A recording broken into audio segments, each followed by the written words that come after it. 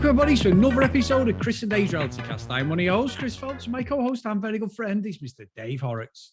Hey there, Chris, and hello to our listeners out there. Welcome to Chris and Dave's Reality TV Cast. We are covering Bachelorette episode 18, episode 9. Now, Chris, we were delighted last week, weren't we? We had a great Jerry Springer episode, and this week was a little bit back to form, wasn't it? And when you say back to form, you mean fucking shit, Dave. So, yeah, I've got to say, I've got an admission this week, Dave. I've been holding this for a long time. Now, obviously, my reality radar is one of the most reliable things out there. It's as reliable as a clock, Dave.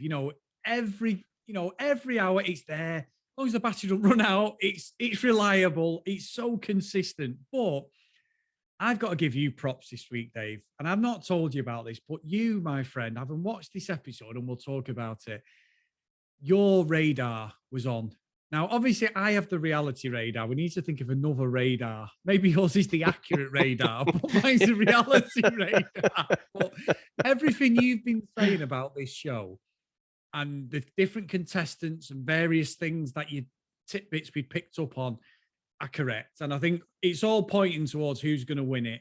And I think this episode, I was like, oh my God, Dave is so right. How am I going to be able to chew on the reality radar in? But I'm stepping aside and saying, you're allowed to be right one day a year, Dave. And this was the day that you were correct.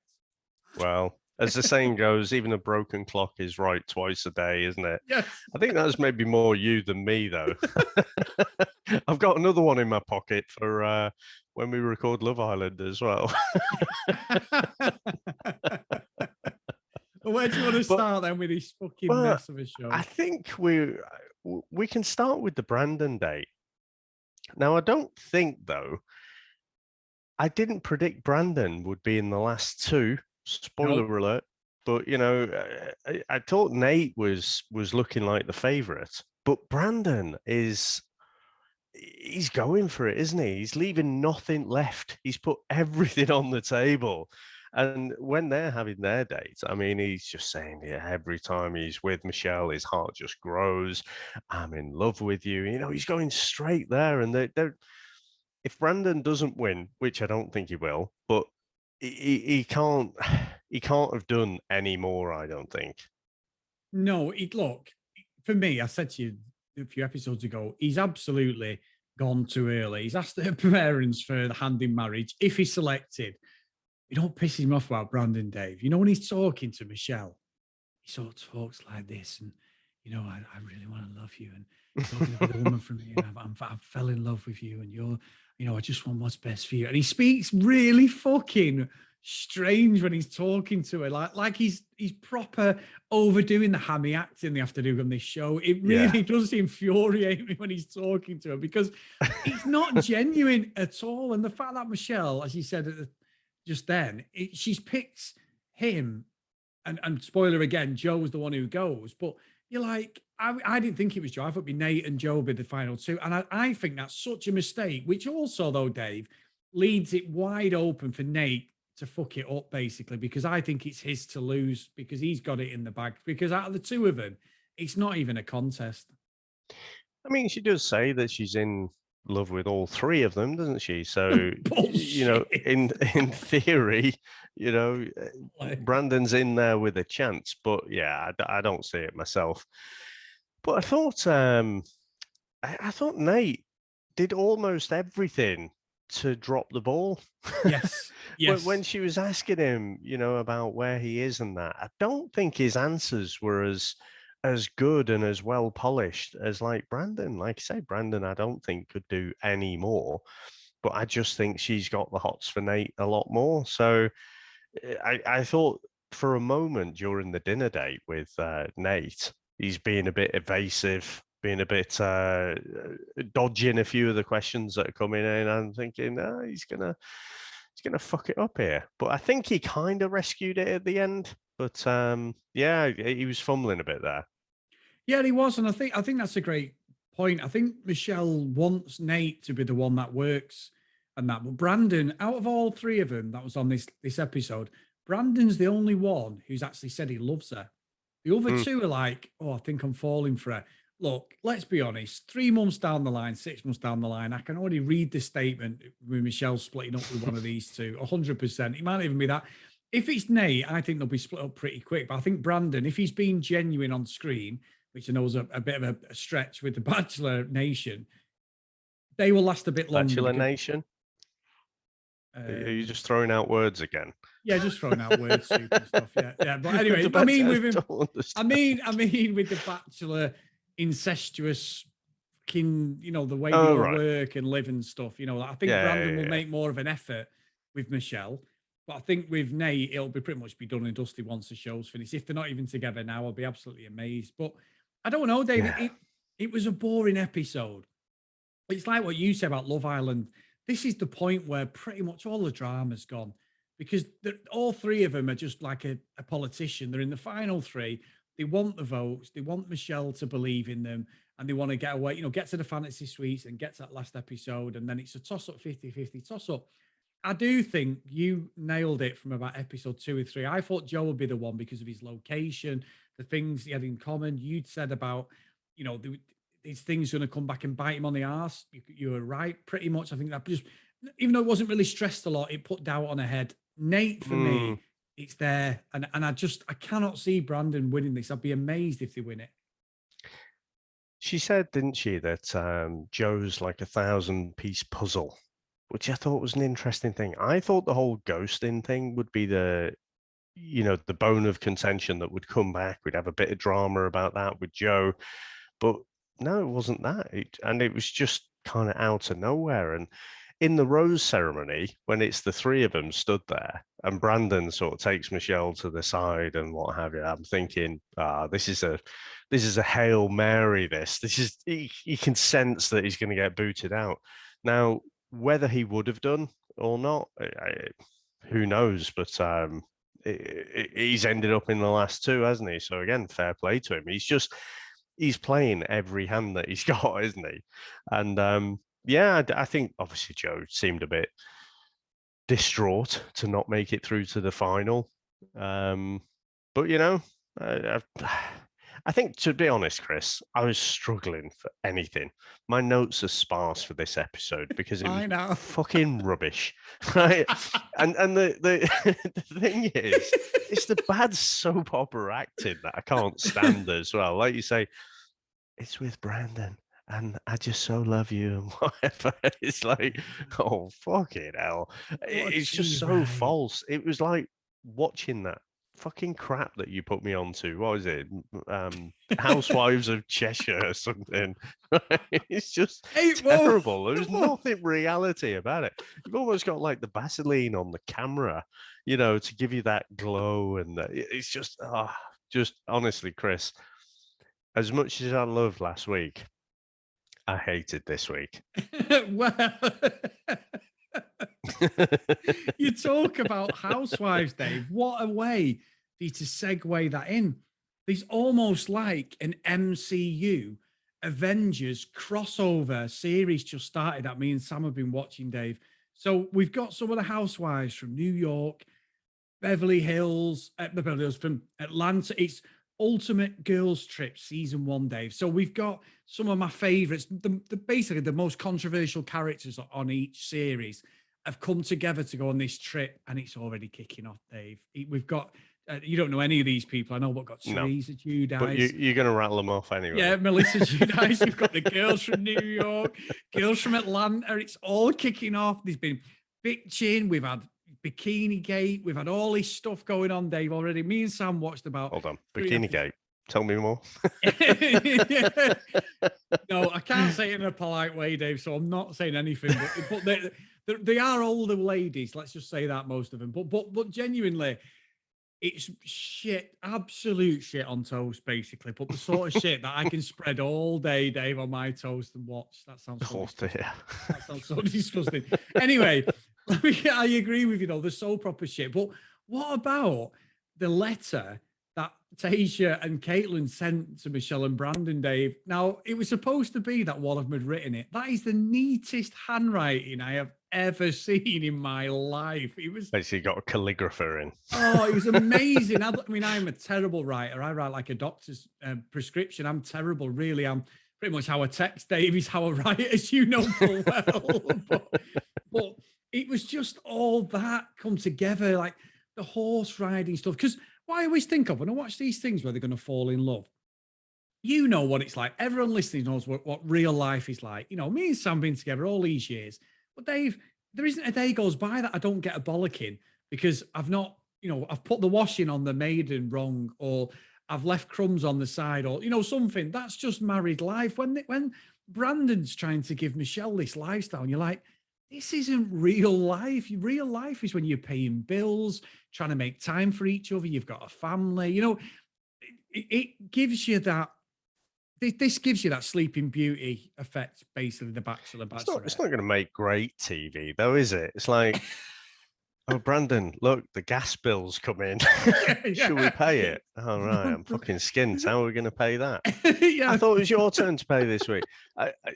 It's not fantastic TV. No, it's not. But I always think like 4D in some respects. I always think outside of the box and think, how would these people come together? Like when we had the couple who won Love Island when they were in Vegas. Great couple together. You couldn't get a couple more compatible, but ultimately where they lived was what they basically sort of finished the relationship. There was other things, but it was to do with that. And you think, well, they live nowhere near each other, these people. That's why I thought Joe had a bit of a chance, because geography, I said it wrong last week. Anyway, on a map, they're close to each other. But it's just, I can't buy into any of it. I just don't believe any of this is going to work for. And I think Michelle, I think Michelle's going to carry on within the Bachelor franchise, Dave. We're not seeing the last of her. This thing will fail. Like you said last week about Tasha, the reason that was brought up is because Tasha's going to appear on another show. Whether she becomes the Bachelorette again, I'm not sure. But there's going to be something. Yeah. I think Tasha definitely will. I don't know what she's going to do, but that whole setup with the Men Tell All episode, it was so deliberate and put in there. It was ridiculous. But what did you reckon to like Brandon doing like the whole breakfast in bed thing, and they had those little trays and stuff? I don't know. For me, it sounds like a good idea, doesn't it? Breakfast in bed, but it's so impractical. Well, I'm going to get myself a few bit of brownie points, Dave. So in the week, me and Sam never get up together. I'm up so early. I'm up before 4 o'clock every day, out the door for about 4:15. She gets up a couple of hours later. At weekends, Dave, I always make a breakfast in bed. Always. I get a text saying brew, because I'm usually the first one up. And I'll go up like yesterday, Dave. I made a cup of tea, some orange juice, because, as we've got older, we've got to have vitamins every day. Otherwise, we're like the fucking Tin Man off The Wizard of Oz, Dave. So I got all our vitamins and everything. Made 2 rounds of toast, 2 eggs, little bit of milk in it, salt and pepper, straight up there, Dave, with the tray. Samantha's very happy. She was watching Strictly Come Dancing in bed. Every weekend I do that without fail. I always make a breakfast in bed, Dave. It's something I've done for years. Now, obviously, the hopeless romantic in me.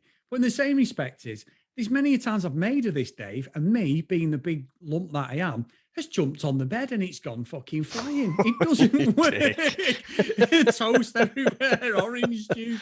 Well, it's all like crumbs and stuff. I mean, toast. Surely you just bite into the toast and you got crumbs flying off everywhere. You have, and then you're I agree picking with up crumbs out of your backside. I don't know what you've been doing, Dave. But there you go. But no, I do that. Area. All right, okay, fair enough. But I do that every week. But there is that struggle of. So now I give her the breakfast in bed, and I just sort of come back 15 minutes later and take the tray. And then I may go back upstairs and watch telly with her. But yeah, I agree. We have that struggle every weekend. And if she's listening, Dave, she knows how lucky she is, Dave. Yeah. Yeah.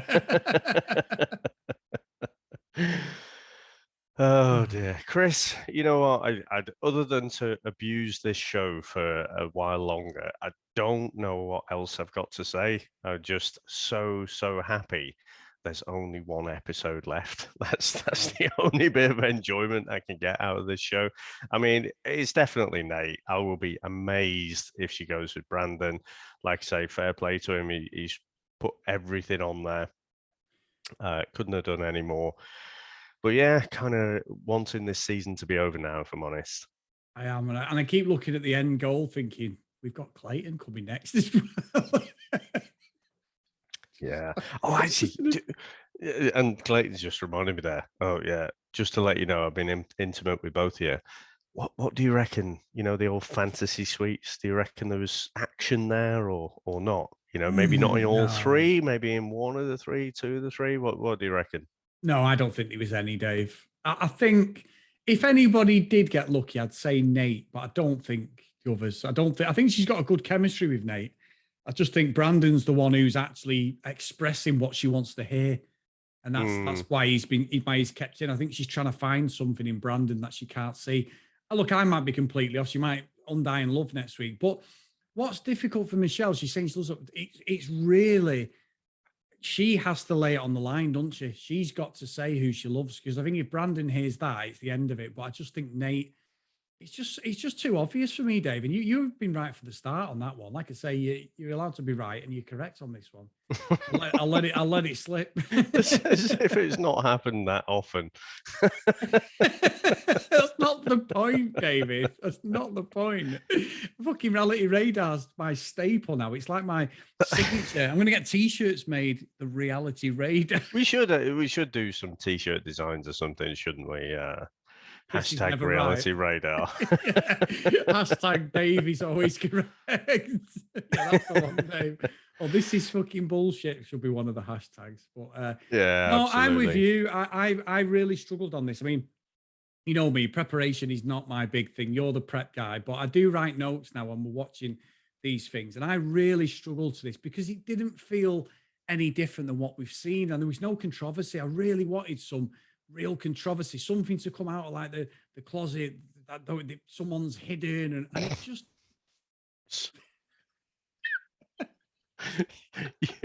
you wanted something to come out of the closet.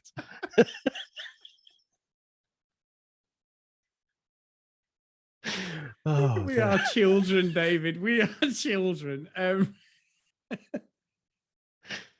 Oh dear! I love the way you mix your metaphors and things.